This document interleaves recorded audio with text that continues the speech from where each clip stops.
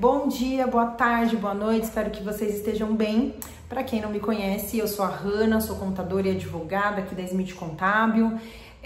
Faz tempo que eu não gravava um vídeo para vocês, mas tem um assunto aí em alta, em pauta, muito importante para os empresários e achei importante e relevante gravar um vídeo trazendo para vocês um resumo do que vem por aí. E o tema é reforma tributária.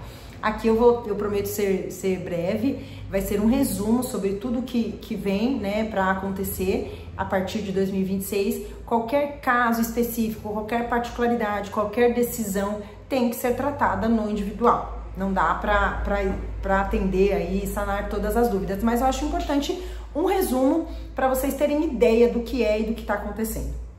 A reforma tributária, ela vem sendo discutida há muitos anos já, mas agora em 2015 foi instituída a Lei Complementar 214, que trouxe aí a regulamentação do novo sistema tributário. A meta, o desejo é que a reforma tributária simplifique os impostos, a parte tributária do Brasil. Vamos ver, é uma tentativa, mas não tá tão simples assim.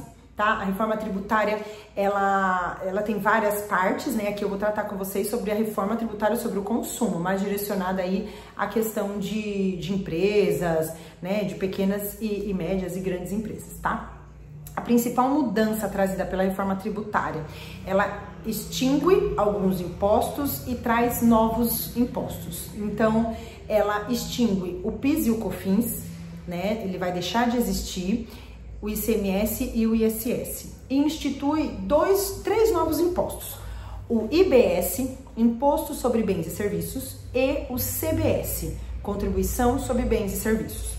Então, o IBS, ele substitui o ISS e o ICMS. O CBS substitui o PIS e a COFINS, tá? E o IS, que é o Imposto Seletivo, é um novo imposto, a gente chama de Imposto do Pecado, ele vai incidir sobre bens e serviços que são considerados prejudiciais, né? Visando aí diminuir o consumo, tá? Então, instituição desses novos impostos, IBS, CBS, IS, extinção do ICMS, do ISS, do PIS, da COFINS, e o IPI, ele não deixa de existir, ele fica a alíquota zero, tá bom? Qual é a maior novidade da reforma tributária? A não cumulatividade ampla. Isso significa o quê? Primeiro, eu vou calcular o meu imposto por fora, como eu calculava o IPI. Então, vamos lá, o valor da minha nota, R$10.000, mais o IPI, dava o valor total dos produtos, desculpa, mais o IPI, dava o valor total da minha nota, certo? Vai ser da mesma forma com o IBS e com o CBS, tá? Então, é calculado por fora e não mais por dentro. E a não cumulatividade ampla, ela traz o quê? Ela traz a possibilidade de você tomar créditos das cadeias anteriores, tá? Então, é mais ou menos como a sistemática de CMS, para quem está no regime normal hoje. Então, eu tenho um débito, eu tenho um dever de pagar um valor de imposto, mas eu posso me creditar das minhas despesas e das minhas entradas. E a não cumulatividade ampla, por quê? Porque eu posso tomar crédito de tudo, ou quase tudo. Só não é permitido, em linhas gerais, tá? Regras gerais, não é permitido tomar crédito de pessoa física, ou seja, folha de pagamento, e de bens para uso e consumo. Então, um quadro, uma joia que eu comprei para ativo, né, para bem e consumo mesmo, eu não posso tomar crédito, tá? Mas todo o resto eu posso tomar crédito para apurar de fato o meu imposto. Então, eu vou ter lá uma apuração assistida, é um sistema que a própria Receita Federal está criando. Então, hoje, a gente faz a apuração dos impostos e manda para a Receita Federal validar. Agora não, a Receita Federal vai apurar os impostos e a gente faz o quê? A gente só valida, é isso mesmo. Então, eu emiti as notas, eu tenho débito de impostos. Eu tenho crédito, é o meu crédito. Eu teve entradas, eu tenho meu crédito para apuração do meu imposto. Eu vou pagar somente a diferença. Essa é a principal mudança, porque hoje no Simples Nacional, hoje mesmo no lucro presumido, você paga um imposto sobre a sua nota sem considerar o que teve de entrada na sua contabilidade. Calma, a transição é gradativa. 2026 vai ser o ano de teste. 2026 a gente vai testar. Então a gente vai ter, as empresas vão precisar colocar nas suas notas o IBS e o CBS, mas teoricamente é só informativo, tá? Então hoje a gente precisa arrumar o nosso RP emissão de emissor de nota, só para deixar ele lá com os campos certos de IBS e de CBS. A partir de 2027, o PIS e a COFINS, eles são extintos. Eu tô com a minha colinha aqui, tá, gente? O PIS e a COFINS são extintos e entra a CBS, tá? De 2029 a 2032, vai entrando o IBS com evolução gradativa das alíquotas e vai extinguindo o ICMS e o ISS.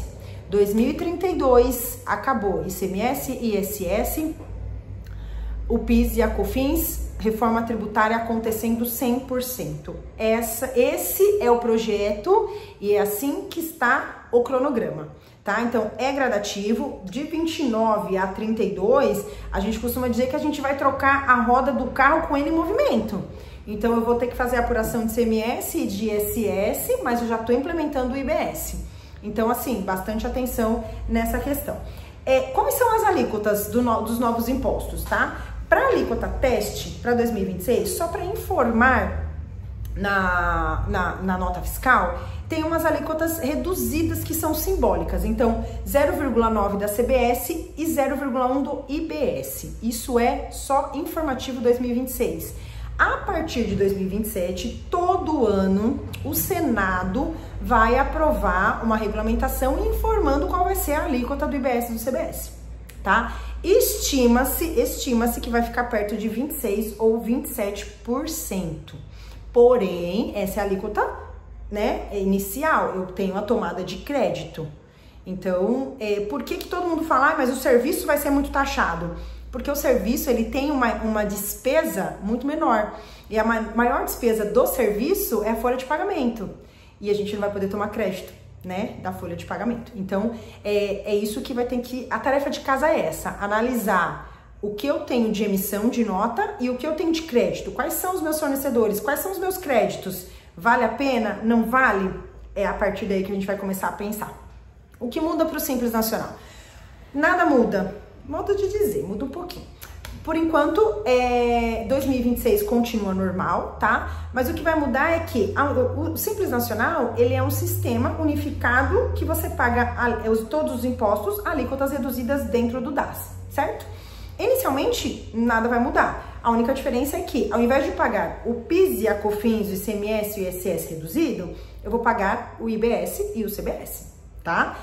Uma mudança importante é que, com a entrada em vigor da reforma tributária, do IBS, da CBS, o Simples Nacional vai poder optar se ele quer pagar o IBS e a CBS dentro do Simples Nacional ou fora. Como assim? Eu quero pagar por dentro. Continua a sistemática de agora. Não tomo crédito de nada, não dou crédito, eu dou um crédito bem pequenininho das minhas notas e pago todos os meus impostos dentro do DAS. Ok. Não, eu quero pagar por fora. Aí eu vou pagar o IBS e o CBS na sistemática que as outras empresas vão pagar, considerando débito e crédito, e o resto dos impostos, contribuição patronal, eu vou pagar dentro do Simples. Então vai existir essa possibilidade. Por quê, gente? Aqui falando entre nós, né?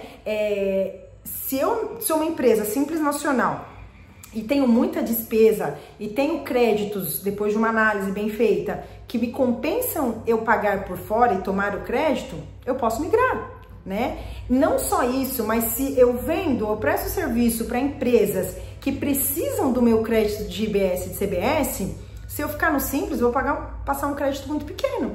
Então, essa análise, ela precisa ser feita, tá?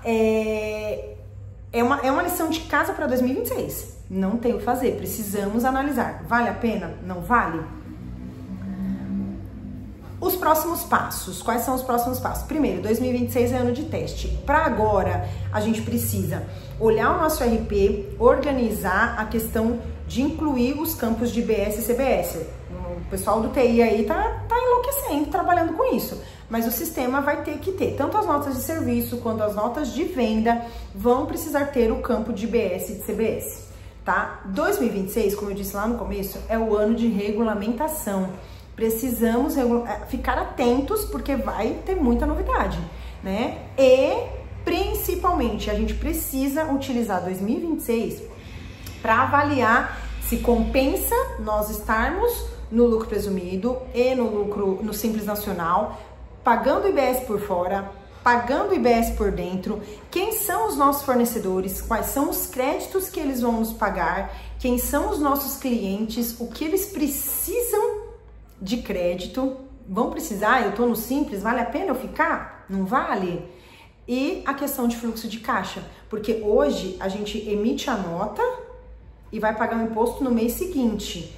Agora, quando eu emitir uma nota, eu vou emitir a nota, o imposto já tá ali, a minha apuração sim vai ser mensal, mas quando eu pagar um fornecedor, eu já vou pagar o valor da mercadoria mais o valor do imposto. Então, o meu fluxo de caixa, ele vai ficar apertado, eu preciso fazer uma análise nisso, tá bom? Mas assim, é um resumo, tá? Isso aqui é um resumo, não dá para falar muito, tem muita redução de alíquota, não existe mais redução de base de cálculo, tem alguns setores que tem redução de alíquota, nós, contadores, advogados, as profissões regulamentadas têm redução de alíquota, se eu não me engano, de 30%, tem alguns casos mais específicos que a gente precisa analisar caso a caso, tá? A nossa equipe, lógico, vai ajudar vocês agora nesse primeiro momento em relação a adaptar as notas fiscais e durante toda essa trajetória de 2026, a gente vai estar se atualizando, vamos se atualizar, não dá para não atualizar.